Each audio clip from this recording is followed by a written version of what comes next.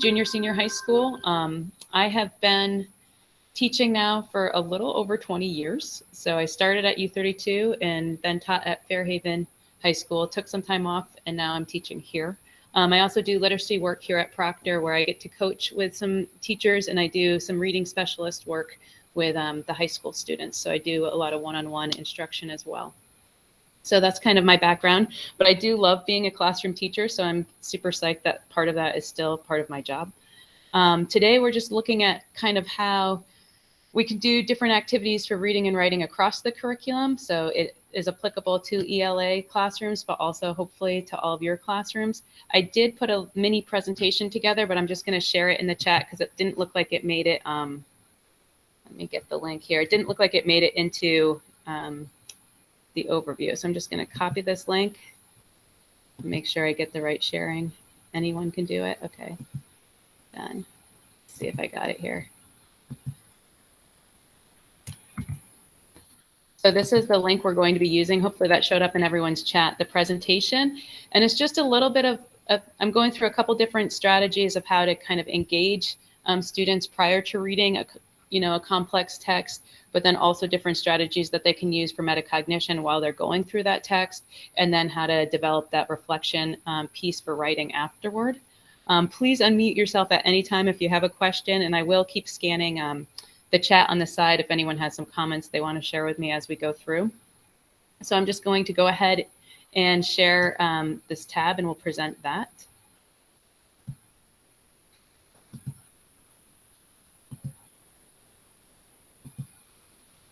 And so we're looking, and if it's easier, some of the text on here is going to be small, so it might be easier, and it looks like several of you are in here already.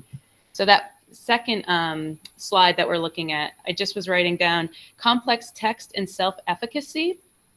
And so this idea when you're choosing a text to go to really complement your work in the classroom. So not the regular unit text. So if I was teaching like a novel, this is focusing on a piece that I would use in tandem with that novel. So maybe like a one period assignment, something just to kind of engage students beyond what they were doing with their day-to-day activities.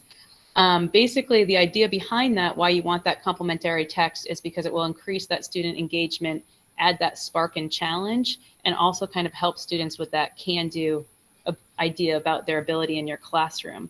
So the way that I often set these up and the way we're doing a lot of our work at the high school is thinking about what that engagement activity is prior to presenting a text to students. And so basically, before we jump into all of these different ideas, I just want someone to think, actually each of you, to think of, something that you might use with your content area, an article about a certain idea or an opinion piece, anything that would actually match up with your content area, something that might kind of further engage that student, excitement about your work. So I guess use the chat for a moment. Just think of something that you could add to just a piece of reading that might add to your content just for that daily excitement, I guess. And if that's not clear, I can give you an example. So I'll let people come up with some of their own ideas. And if we're not able to come up with some, I can just give a couple of ideas as well. Yeah. So I see picture books for elementary. We've also used picture books for a lot of content area at the high school as well. Yeah, a newspaper article, predictions on the pictures in the text. Yeah, picture books for Spanish. Yes, definitely, Lloyd, and all the different levels. Great.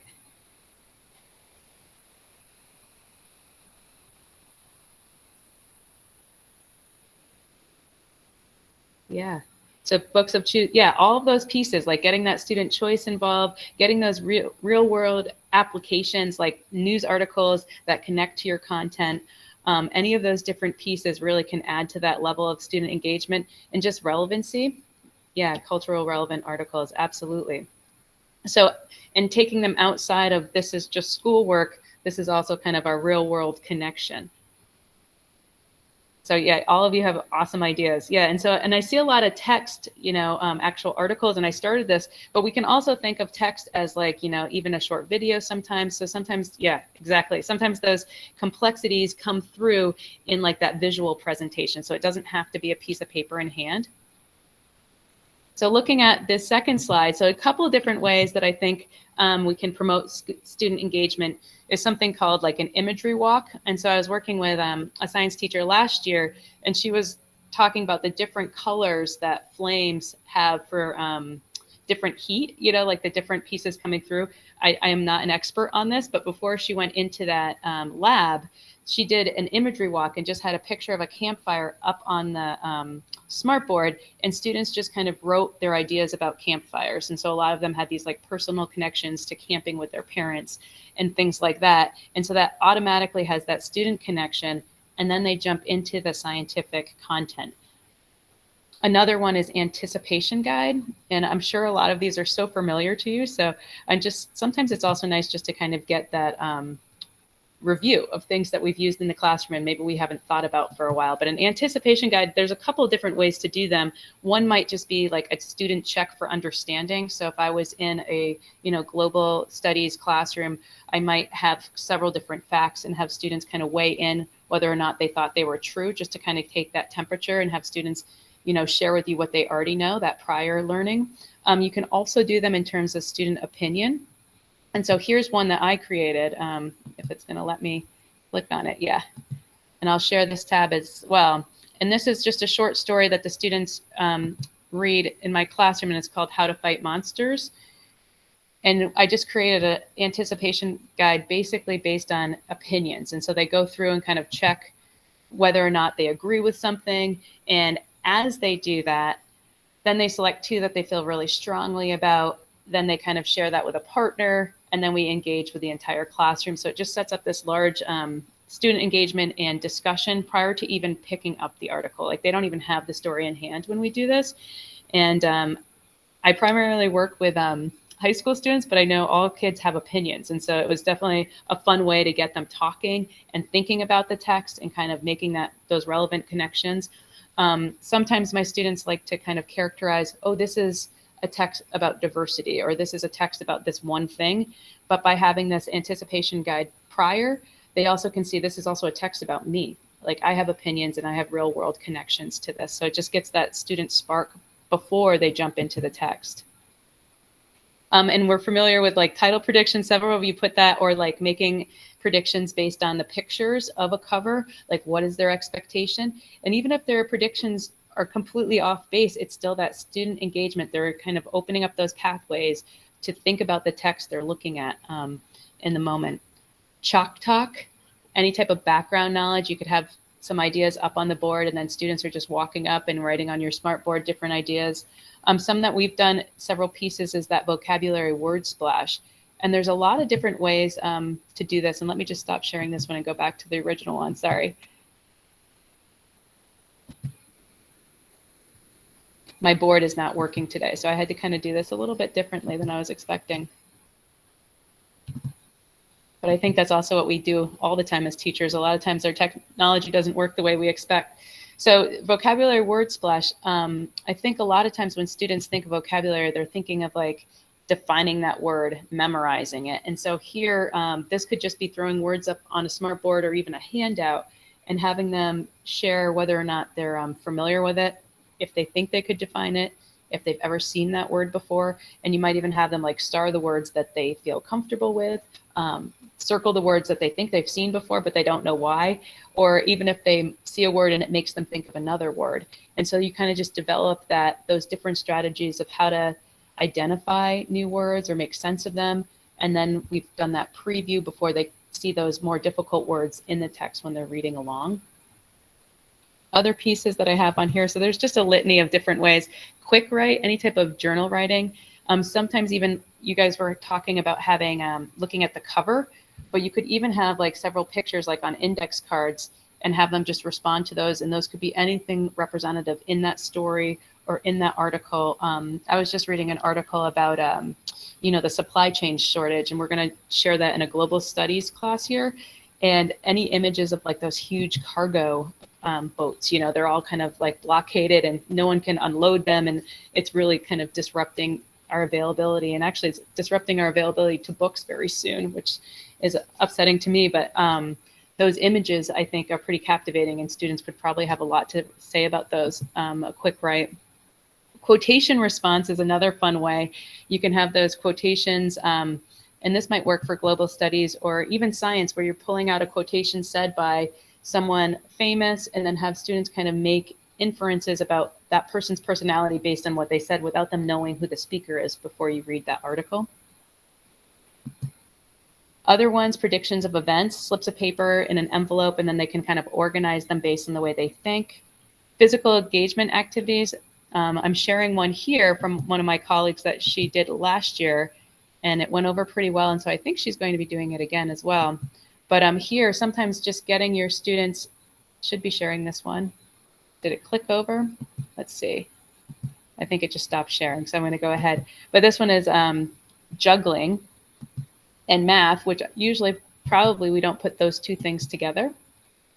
But sometimes even getting your students, and I'm sure elementary teachers, you know this, but I think it's really true for high school and middle school students too. Sometimes just getting them up out of their seat is a way to kind of open up some of those pathways and get them thinking about different things prior to that engagement. So here, when they think of juggling, what's the first thing that comes to mind? Here are some unfamiliar, possibly, words and phrases that they're looking at, and they can write their ideas there. And then before they even get into the article and video, they actually get to kind of play and share their hand at juggling. And then it makes those connections between juggling and some mathematical concepts. So I'm going to stop sharing right there. And I'd like you to take a little moment. Oh yeah, and I'm seeing all sorts of great things now still coming up. The Kwl chart, definitely. The self quizzes that they have in magazines, that's a fun one to look at. So looking at the list from that slide, the reading and writing, I guess I could put it back up unless people are on it. Just which one do you think would work in your content area? Maybe for something that you're getting ready to do next week, any type of reading, or maybe even a little video. What's something that maybe you haven't used in the past? Like a lot of us have used KWL. So is there something on that list that you haven't pulled out of the toolbox in a while that maybe you could work with in your classroom? All 34 of you, there's a lot of you out there, I can only see like 7, but you don't all need to throw in there, but I'd love to hear a couple just to see how your application of these ideas might work.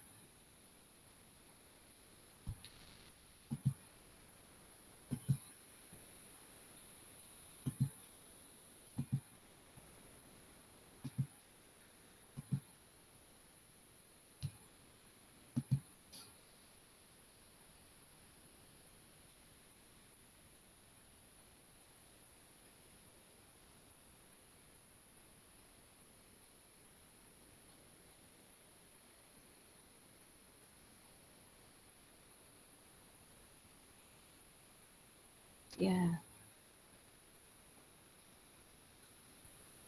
Ooh.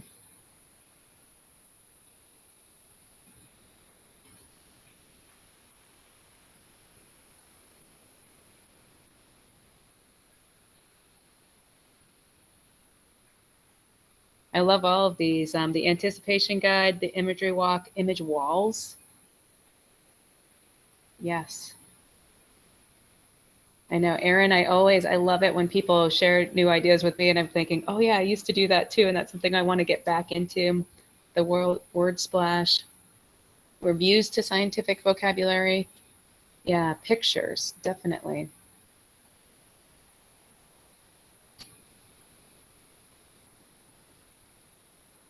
And now they're kind of scrolling really quickly. But anticipation guide, yeah. Word wall. Just any type of strategy.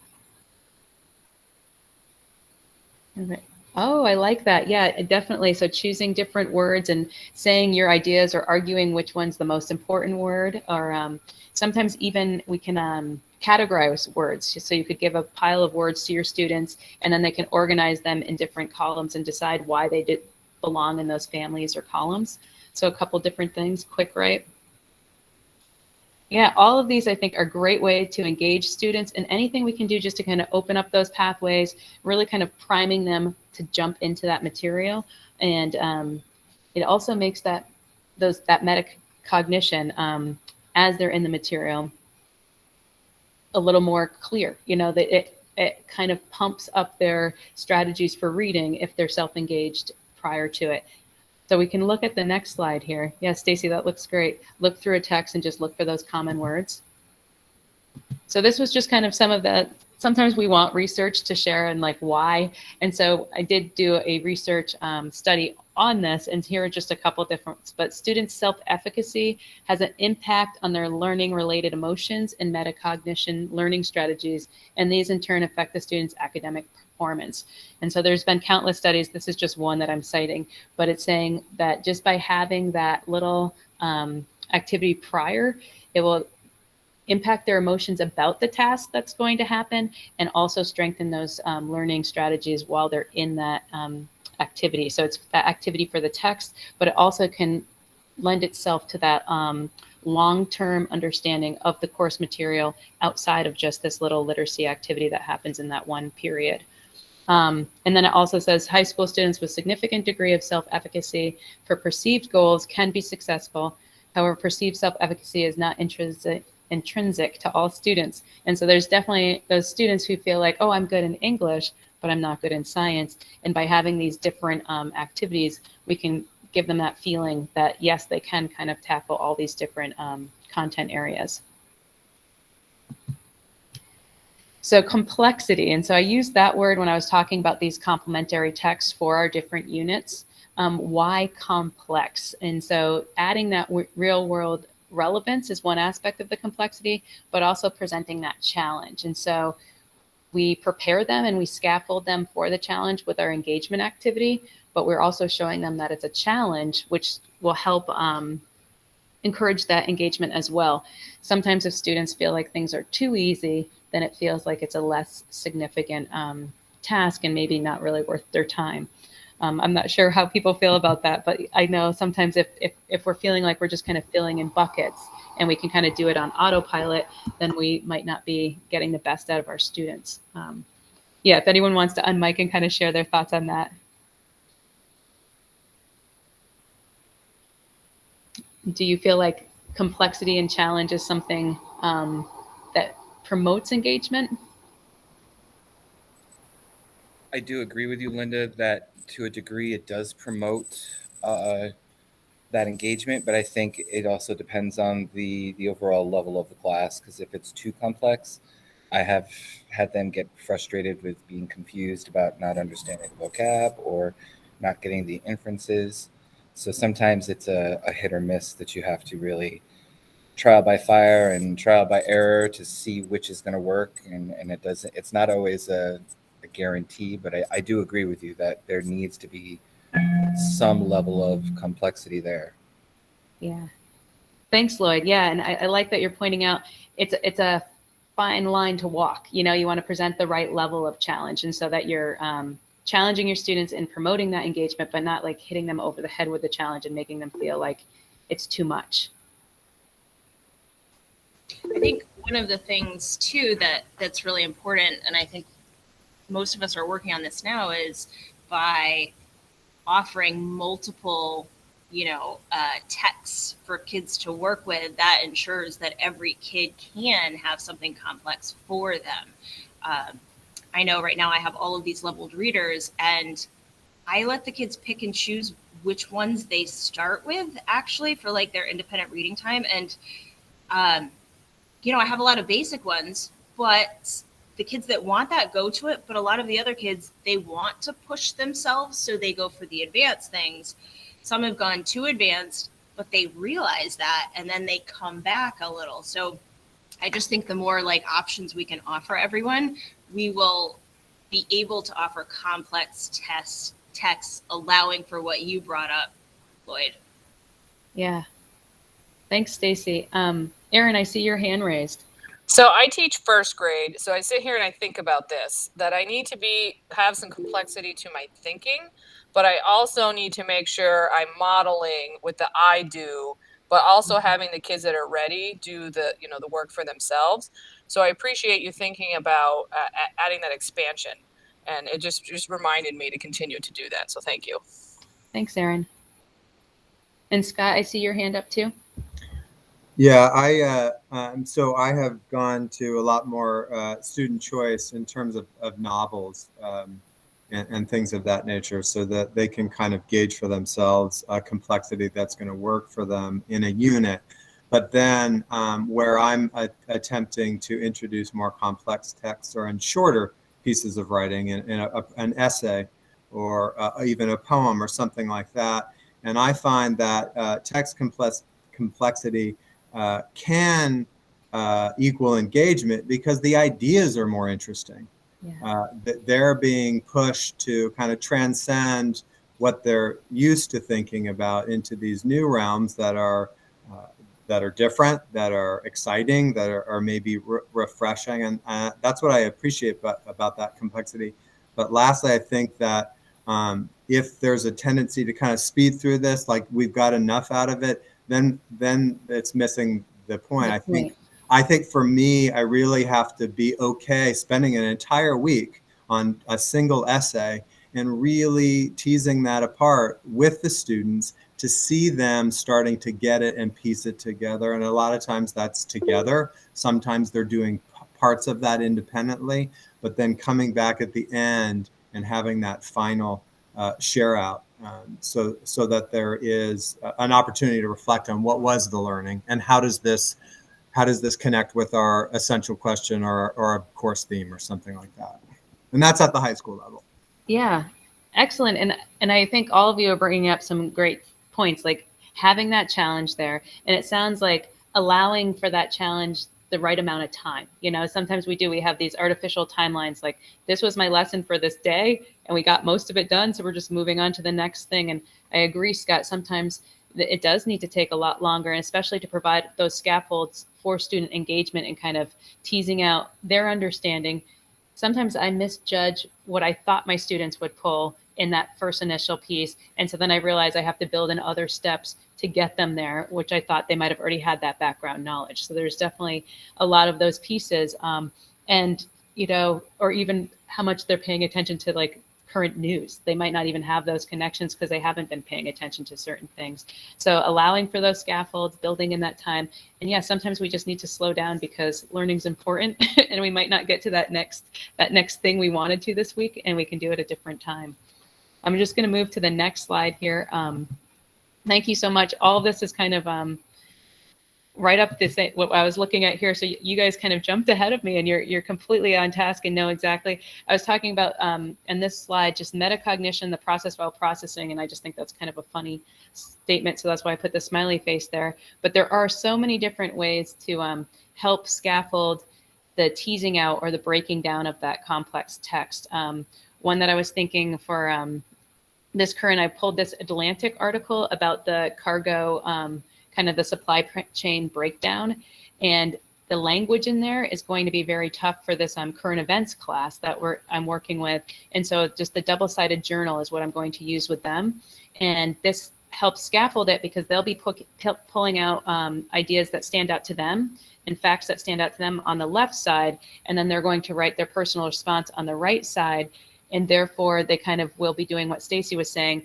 They're pulling out the concepts that they understand, but then they'll be hearing from all their peers other concepts and hopefully synthesizing some of that material together as a class, but showing that all of them have some access point to this complicated material.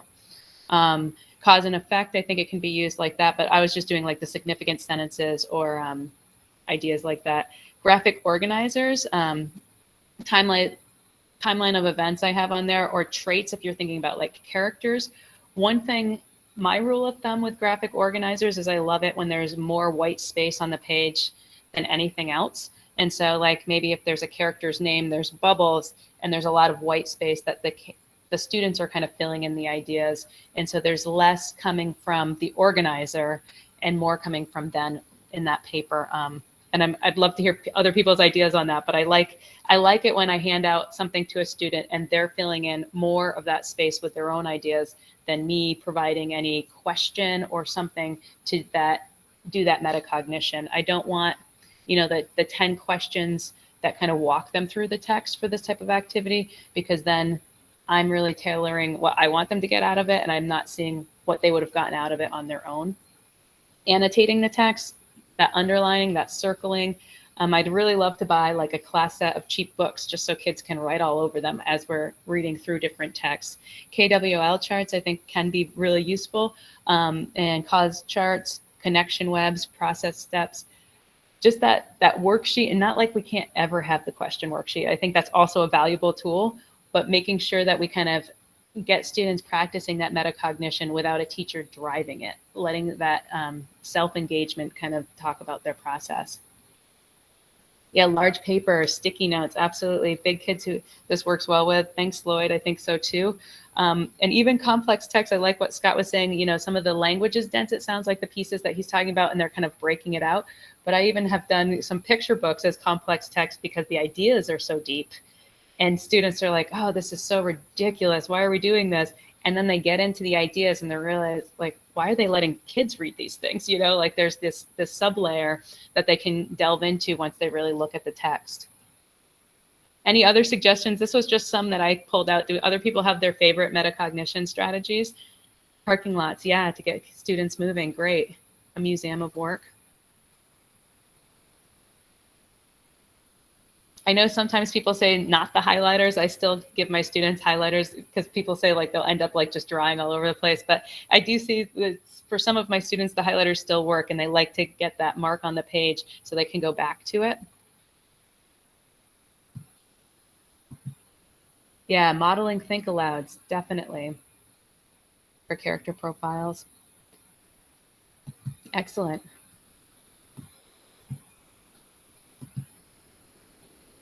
So I'm moving to the last slide on here, which is just really talking about that reflection prompt.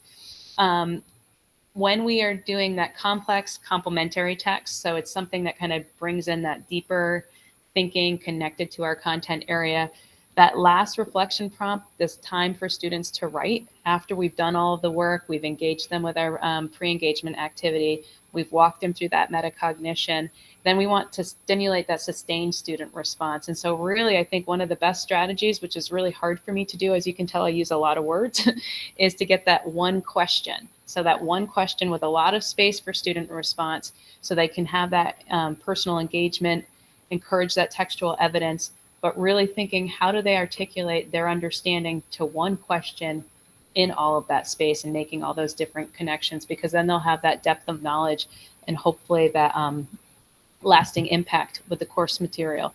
If we parse it out in too many different pieces, then I think they don't necessarily make those I guess all those connections sometimes. They might just look for what does the teacher want me to say, you know, instead of how does this actually connect to my life? So with the cargo one that I'm going to be doing next week with students, my engagement strategy that I was thinking is like how many times I touch a piece of firewood before it actually gets into my wood stove. And so I take, you know, the log falls across the trail. So then you have to chainsaw that log and then you stack it in the woods. And then, you know, a few months pass by and then you come through with the snowmobile, you put the logs into the sled, then you drag them near the woodshed, you stack them again, and then they season, and then you unstack them and put them through the splitter. And then all of that wood's on the ground, and then you pick that split wood up and put it in the woodshed. And then eventually you go out and get the piece of wood and put it into your stove. So how many times did I touch the piece of wood? Any idea? Yes, exactly, Lisa. Firewood is the fuel that keeps you warm. Yeah, and I actually don't know. I wasn't counting either, but I'm going to use that as their engagement, that story, and then have them pick an item that's on their person or, you know, something that they have and try to think of its pathway before they actually got to their hand for use. So, you know, where did that cell phone come from? What's in that phone? Where did all those pieces come from? You know, how did it even travel to Walmart where they bought it? And, you know, all that different packaging and all of those different pieces. And then think about those little hinks in every part of that supply chain and how that stops. Then we're going to read the really complicated article, and then hopefully they can make those personal connections to their real lives now, like when they go and they can't buy their toilet paper, or maybe they should be buying all of their Christmas presents right now because they're not going to be available later on, or some ideas like that. So that's basically kind of my overview for all the complex texts. I'd like, if we can, we have about a half an hour left, and I'm not going to keep people here. just to kind of run through time. But I'd like each of us just to pull one idea, either a reflection question about an upcoming article that they're thinking they want to use, or a complementary text. Or if in the chat you could put out an idea like, what is your stumbling block? What's difficult sometimes to find a text for your classroom, possibly? So either that reflection question that you're thinking of that would engage your students, difficulties getting those texts in front of your class, like maybe looking for resources. What are things that we can do to help one another? Or one of your favorite metacognition strategies, I guess. So those are 3 different things: a reflection question that would work with the upcoming material, some stumbling blocks that might come up when you're trying to select something like this for your classroom, or your favorite engagement strategy.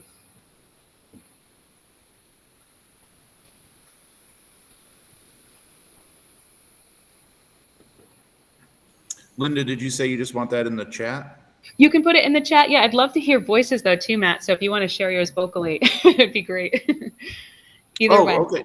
I could share when I do, because I was thinking about it with somebody said about how kids use the highlighting effectively, but sometimes when I do reading with kids and the having them all comprehend the same details is not really that important to the purpose of what we're doing. I have this sit and read protocol that they do, and all they're doing is you keep the terms in front of you, but they just highlight and annotate, like, oh, this is surprising, oh, this is interesting, oh, this is troubling to me, or because it's a question, or I'm bothered by the information. And they're like learning how they can, it also teaches them a little bit of highlighting and annotating little notes in the margins and stuff.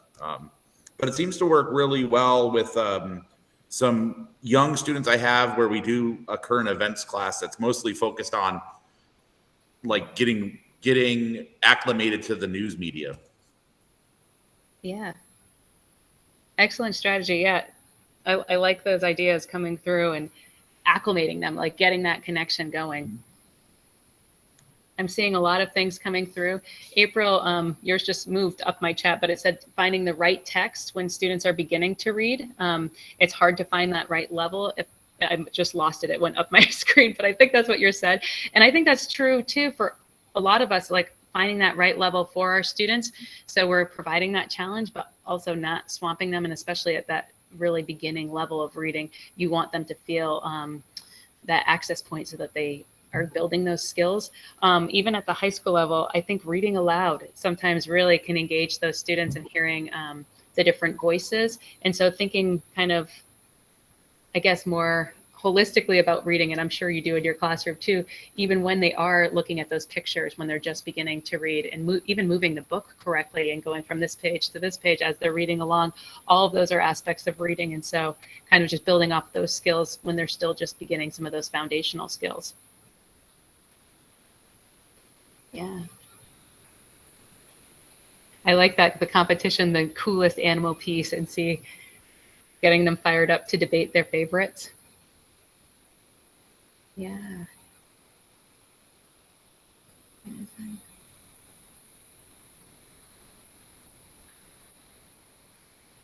Jay, great. Yeah, this is something I need to work on too as a literacy coach. Jay put in a difficulty finding for sciences in those complementary texts. A lot of times graphs are tossed aside for, different artistic depictions, but she sees that her students need to build up that graph literacy and understanding.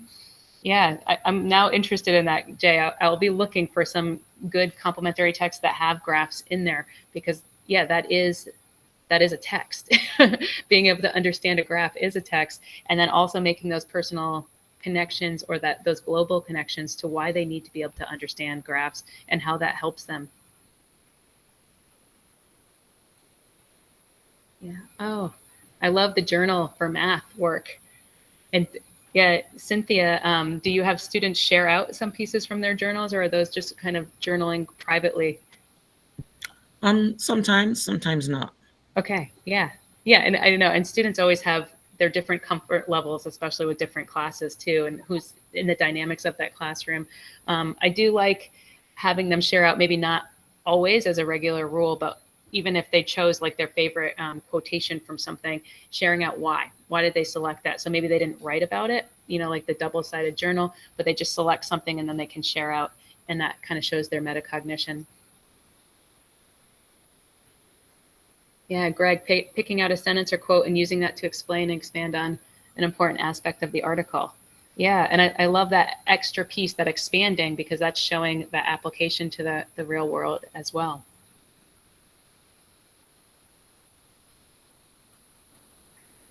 So I guess, yeah, great, Don. Yeah, finding a quote that best develops a theme in the text. Yeah, and I don't know, this is specifically ELA. One thing that I'm often struggling with students is getting them to fully understand the concept of theme and how theme is different than topic. So they might say this is about war, but understanding that theme is also like the author's take on it. What is the purpose of the piece, and how there can be multiple themes in something, all of that. Really wanting to get them to think about that analytical and interpretive value instead of just naming it. The theme of this is war, you know, like there's so much more in there. And so trying to get them to think about that, I guess, that in-depth concept. Yeah.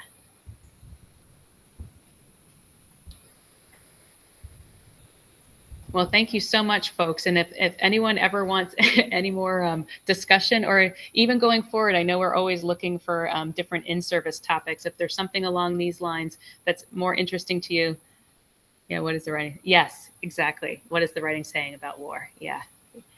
And yeah, and how even we can go in a whole place with that, Scott, too, like how our own personal views influence our understanding of what someone else is writing. And I love doing stuff like that with students, having them share kind of where they're coming from and how that might filter what they read. Thanks. Thanks, Lisa. Yeah. Okay. So Barbara, basically there's a lot of different places. So I'm going to put my email right here. And so folks who do want more resources, I always feel like when I'm coaching or helping, we get so many things emailed to us that I'm not going to just send out blanket emails to people of resources. But if there are specific resources people are looking for, I'll just put my email in here. Please contact me and I can share with you directly. So that way it won't just kind of go out into never land. But I will get that back to you, Barbara. Yeah, there's several different favorite sites of mine, and I'll share that out with you. But yeah, I will take emails from anyone if there's follow-up questions. Thanks, everyone. You have probably about 20 minutes before your next workshop. So I think getting that physical stretch might be nice, or if you need to use the restroom, but I appreciate all of you coming. Is there an exit ticket link type thing? There is a link. It's on the, yeah, let me go in and see if I can find that. Maybe someone else has it up faster. It's the regular PD link. Let me see if I can just grab that. It's from the original. If you look, it's right on the outline of the day. And I didn't get a clip of it. Does someone have it? Is that it, Lloyd? Maybe? Let me see if Lloyd's is it. Yes. Oh, okay. Okay, Lloyd shared it. Thank you, Lloyd. Lloyd shared it in the chat. So. Oh, okay. It's that same one that they've been sending. Same one. Okay. Yep. And you just write in, and you can write reading and writing across the content areas. Got it. Okay, great. Thanks very much. Okay. Thank you. Thanks, Stacy.